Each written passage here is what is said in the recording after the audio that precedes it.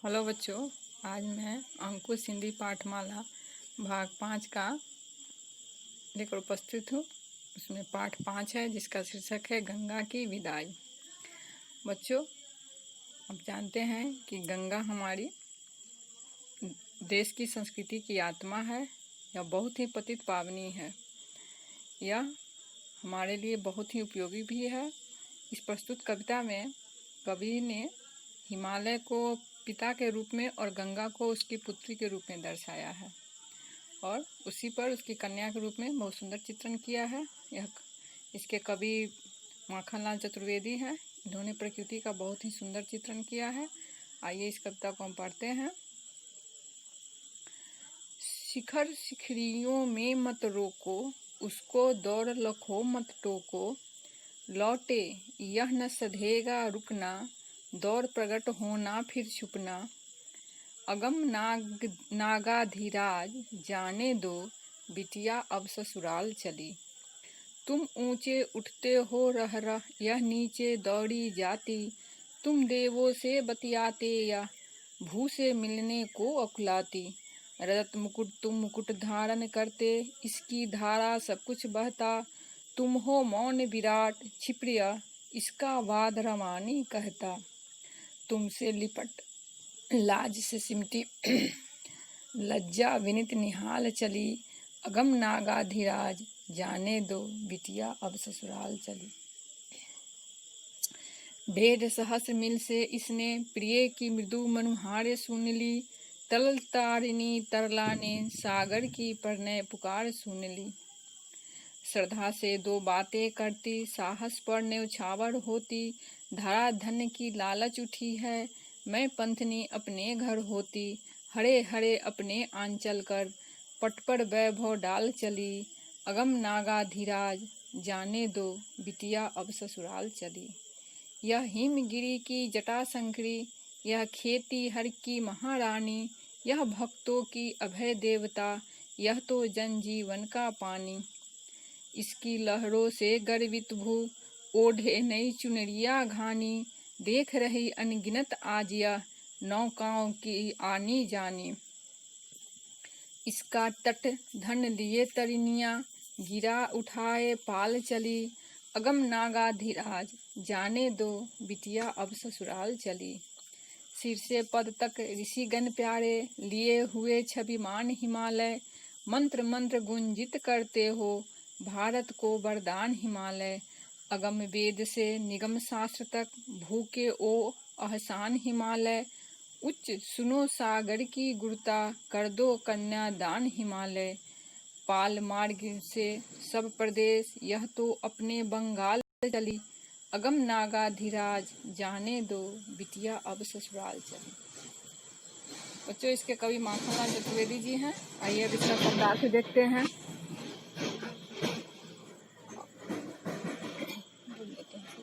अगम का अर्थ है सुदृढ़, रजत उज्जवल ध्वल, रवानी प्रवाह बहाव, तरिणी सदगति देने वाली, जटाशंकरी शिवजी की जटाओं से निकलने वाली, शीर शीर्ष पद, भू का अर्थ है पृथ्वी धरती, क्षिप्र तेज छिद्र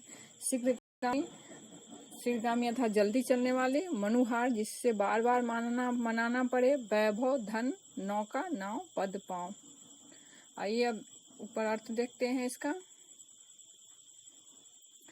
पहला पैराग्राफ है, शिखर शिखरियों में मत रोको, उनको दौड़ लखो मत टोको, लौटे यह न सधेगा रुकना, दौड़ प्रगट होना फिर छुपना, अगम नागाधीराज जाने दो, बिटिया अब ससुराल चली। प्रस्तुत पंक्ति में यहाँ हिमालय से कह रहे हैं कि तुम्हारी बिटिया अब ससुराल जा रही है। वह उसे शिखर शिखरियों में, हिमालय की जो ऊंची छोटी जो शिखर से होते हैं उसमें उसके मत रोको, वहां मत रुको, उसको दौड़ने दो, उसको मत टोको, लौटे यह न सधेगा रुकना, यह न लौटेगी न रुकना छोड़ेगी, यह इसका दौड़ देखो, यह दौड़ेगी प्रकट होगी फिर छुप जाएगी फिर देखेगी। नागाधीराज, नागाधीराज यहाँ हिमालय को कहते हैं। तुम अगम सुदृष्ट नागाधीराज, अब बिटिया को तुम जाने दो।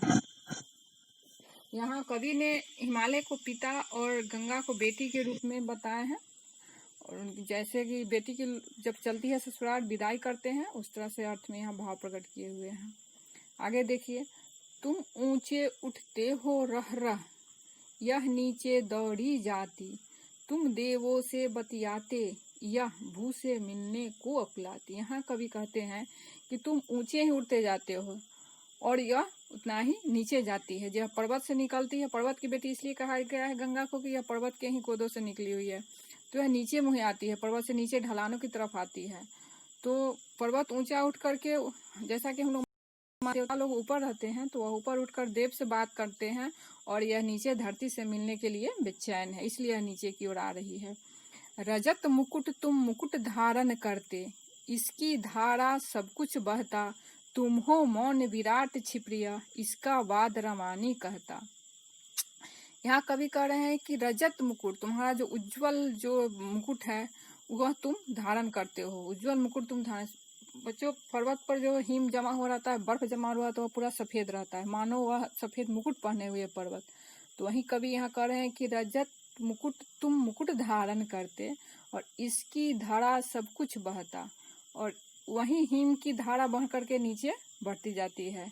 तुम हो मौन विराट छिप्रिया, तुम मौन हो, चुप हो, खड़े हो, विराट हो, विशाल हो, और यह छिप्रिया, यह छिप मतलब तीव्र गति से, शीघ्र गति से नीचे आ रही है, इसकी बात रमानी कहते हैं, यह बहुत तेजी से नीचे की ओर आ रही है। तुमसे लिपट लाज से सिमटी, लज्जा विनित निहाल चली, अगम नागाधिराज जाने दो, बिटिया अब ससुराल चली। यहाँ कवि कहते हैं कि तू यह लाज से सिमटी हुई है, तुमसे मिल करके, तुमसे विनित करके यह निहाल हो रही है, खुश हो रही है और अब अपने ससुराल जा रही है, इसे तुम जाने दो। 1.5 सहस्त्र मील से इसने विप्र की प्रिय की मृदु मनुहारे सुन ली, तरल तारिणी तरला ने सागर की परने पुकारे सुन ली। गंगा जब निकलती हिमालय से तो इधर उधर छोटी जगहों पर बहते हुए रास्ते से होते हुए जाकर सागर में मिल जाती है। तो वहाँ उसका मिलना कवि यहाँ बतला रहे हैं कि यह 1.5 सहस्त्र मील से, जैसे कि 1,500 मील दूर इसने सागर की पुकार सुन ली हो, उसका जो मनुहार कर रहा है, वह अनुनय विनय जो कर रहा है, यह सुन ली है। और यह तरल तरिणी और यह गंगा के लिए है कि यह इसने सागर की परने पुकार, परने मतलब होता है जो शादी के बंधन में बढ़ते हैं, परने सूत्र में बंधते हैं, तो वहाँ शादी के लिए, उससे मिलने के लिए उसकी यह पुकार सुन ली है और वहाँ हजारों मील दूर से यह उसके पास चली आ रही है। श्रद्धा से 2 बातें करती, साहस पर न्यौछावर होती। यहाँ धरा धन की ललच उठी है, मैं पंथनी अपने घर होती, हरे हरे अपने आंचल कर, पट पर वैभव डाल चली, अगम नागाधिराज जाने दो, बिटिया अब ससुराल चली। प्रस्तुत पंक्ति में यहाँ कवि कह रहे हैं कि यह श्रद्धा से 2 बातें करी, प्रेम से 2 बातें कर रही है और साहस पर न्यौछावर होती, सागर की जो विशालता है वह उसका जो साहस है उस पर यह न्यौछावर होती है। धरा धन की ललच उठी है, इसके जब यह जहाँ से चलती है, जहाँ से जल मिलता है हमारे धरती को, भूमि, वहाँ हरियाली छाई रहती है, सब फसल हरा भरा रहता है। तो धरा धन की ललच उठी है, मैं पंथनी अपने घर होती, वह जो राही में चल रही है, रास्ते में जो चल रही है पंथ में, वह होती हुई वह अपने घर जाती है, हरे हरे अपने आंचल कर। और उसके जाने से जब हमारे खेतों में फसल उगते हैं, उसके पानी से हरियाली छा जाती है, तो मानो वह उसका गंगा का यह आंचल हो, हरियाली रूपी वह आंचल हो, और पट पर वैभव डाल चढ़ी, और यह अपने मुंखट पर जो और वैभव संपन्नता की यह घूंघट डाली हुई है, आंचल डाली हुई है। अगम नागाधिराज जाने दो, बिटिया अब ससुराल चली। यह हरा हरा चुनरी पहन करके, संपन्नता की वैभव डाल करके, घूंघट डाल करके यह ससुराल जा रही है, इसे जाने दो। यह हिमगिरी की जटा संकरी, यह जटा संकरी इसलिए गंगा को ही कहा जाता है क्योंकि यह शिव जी के जटा से निकली हुई है। और यह हिमगिरी की जटा संकरी, यह खेतीहर की महारानी, यह भक्तों की अभय देवता, यह तो जन जीवन का पानी, इसकी लहरों से गर्वित भू, ओढ़े नई चुनरिया रानी, देख रही अनगिनत आज यह नौकाओं की आनी जानी। इस पंक्ति में यहाँ कवि कह रहे हैं कि यह हिमगिरी की, यह पर्वत की जटाशंकरी है, यह गंगा जो पर्वत की जटाशंकरी बेटी है, और खेतीहरों की, जो हमारे किसान भाई खेती करते हैं, उनकी यह महारानी है, क्योंकि इन्हीं की कृपा से खेती हमारा फसल सफल होता है, हरा भरा होता है। तो खेतीहर की महारानी है, क्योंकि इनका सभी आदर करते हैं, महारानी की तरफ पूजते हैं। यह भक्तों की अभय देवता है, जो भक्तगण है इनकी अभय देवता है। इन भक्त इनकी पूजा करते हैं, इनसे डरते नहीं है, इसलिए यह अभय देवता है, उनको भय से मुक्त करती हैं ये। यह तो जन जीवन का पानी, यह सभी जीव जंतु सभी के लिए, जीवन के लिए यह पानी है, उपयोगी है। इसकी लहरों में से गर्वित भू, ओढ़े नई चुनरिया घानी। यहाँ कवि कह रहे हैं कि इसकी लहर आने से ही भूमि, जो हमारी धरती जो है, वह गर्वित होती है। और गर्वित इसलिए होती है कि जब पानी मिलता है तो खेती अच्छा हरियाली छाती है, तो वह अपने आप पर गर्व महसूस करती है। जहाँ बंजर भूमि होगा वह अपने को गर्वित नहीं करेगी, जहाँ पानी होगा, हरियाली होगा, वहीं अपने को गर्वित महसूस करेगी, यानी गर्व महसूस करेगी। तो वहीं इसकी लहरों से गर्वित भू, ओढ़े नई चुनरिया घानी। घानी हम कहते हैं फसलों का जो घना रूप रहता है, धान इत्यादि जो रहता है उस सबको, तो वह चुनरिया ओढ़ी हुई है। देख रही अनगिनत आज यह नौकाओं की आनी जानी। और यह जब जल होगा नदी में तभी तो नावें चलेंगी, इधर से उधर जाएंगी। तो यही कह रहे हैं कि यह गंगा जो आज देख रही है कि इसके जल में अनगिनत नावें, जो गिनती नहीं कितनी नौकाएं इधर आ रही है, उधर जा रही है, आती जाती कर रही है। इसका तट धन लिए तरनिया, गिरा उठाए पाल चली, अगम नागाधीरा जाने दो बिटिया अब ससुराल चली। इसके तट मतलब किनारा, इसके किनारों पर जो भी गांव बसते हैं, जो खेती होती है, वह ज्यादा हरा भरा होती है। तो वहीं कह रहे हैं कि इसकी तट धन लिए तरनिया, गिरा उठाए पाल चली, और नागाधीरा जाने दो बिटिया अब ससुराल चली। सिर से पद तक ऋषिगण प्यारे, लिए हुए छविमान हिमालय, मंत्र मंत्र गुंजित करते हो, भारत को वरदान हिमालय। अगम वेद से निगम शास्त्र तक, भूखे ओ अहसान हिमालय, उच्च सुनो सागर की गुरता, कर दो कन्यादान हिमालय। पाल मार्ग से सब प्रदेश, यह तो अपने बंगाल चली, अगम नागाधीरा जाने दो बिटिया अब ससुराल चली। इस प्रस्तुत पंक्ति में यहाँ कवि कह रहे हैं कि सिर से पद तक, ऊपर से नीचे तक, माने पूरे गंगा को ऋषिगण के लिए बहुत प्यारे हैं। वह लिए हुए छविया, हिमालय की छवि ली हुई है, हिमालय की पुत्री है।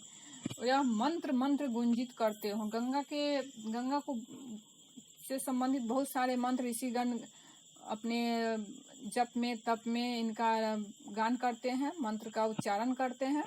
तो यह मंत्र से गुंजित हो, भारत को वरदान है, और हिमालय, और हमारे भारत को हिमालय का वरदान है, क्योंकि हमारे हिमालय से हमारे देशों की बहुत ही सुविधाएं हैं। आप जानते हैं कि हमारे उत्तर में हिमालय है, वहाँ हमारे बगल के देशों से हमारी रक्षा करती है, वहाँ हमारे सीमा पर।